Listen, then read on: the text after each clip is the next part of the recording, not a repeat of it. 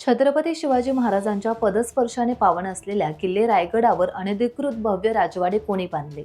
छत्रपती शिवाजी महाराजांचा राजवाडा आज भग्नावस्थेत आहे. त्याचे संवर्धन करायचे म्हटले तर पुरातत्व विभागाच्या अगणित नियम आणि अटींचे अडथळे येतात. अनेक बैठका होतात, वारंवार पाठपुरावा आणि लेखी परवानग्या घेतल्याशिवाय पुरातत्व विभाग रायगड विकास प्राधिकरणाला गडावरील एकही दगड हलवू देत नाही.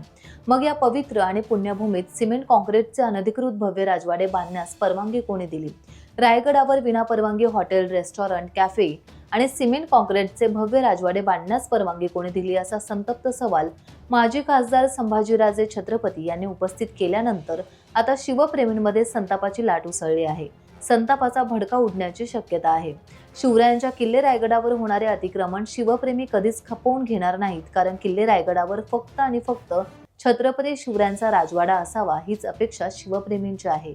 छत्रपती शिवाजी महाराजांच्या पवित्र गडावर असा उन्मत्त व्यावसायिक अतिक्रमण सहन केले जाणार नाही. रायगडाच्या अस्मितेपेक्षा मोठे काही असू शकत नाही, अशा शब्दात माजी खासदार छत्रपती संभाजीराजे यांनी खडसावले असता अजूनही पुरातत्व विभागाकडून कोणतीही कारवाई होताना दिसत नाहीये.